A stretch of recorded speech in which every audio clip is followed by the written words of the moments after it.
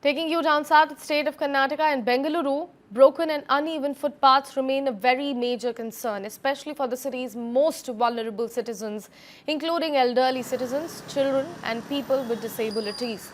Cracked tiles, missing slabs, exposed cables and encroachments make daily walks hazardous across several areas.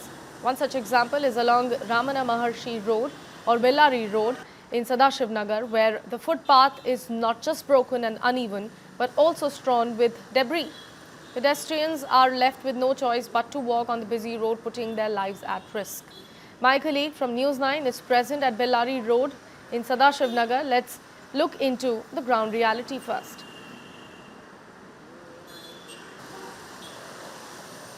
Celebrities, politicians, designers, stores and posh restaurants make up the posh area of Sadashinagar in Bangalore.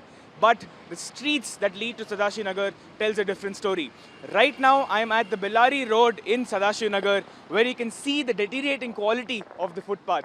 Residents of Sadashinagar have been constantly complaining about the bad quality, broken and uneven slabs, and even exposed cables and potholes, which have made walking extremely unsafe, especially for senior citizens, children, and differently abled pedestrians.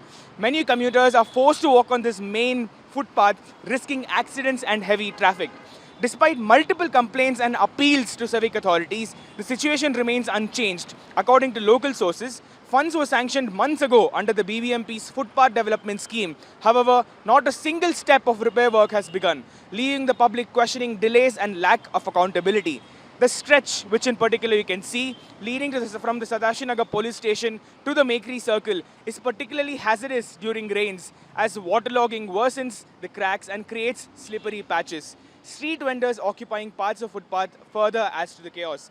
Residents say this is not just an inconvenience, but a serious safety hazard in a high-profile area of the city. Urban experts stress that pedestrians' infrastructure must be prioritized to reduce traffic accidents and improve walkability.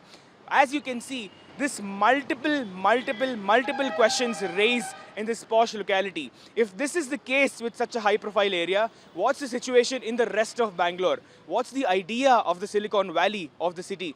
As you can see, the multiple potholes, the water logging, as well as the exposed cables all lead to a simple question. If this is the area, if this posh locality like Sadashinagar faces difficulty, then what is the government planning to do in multiple other areas of Bangalore?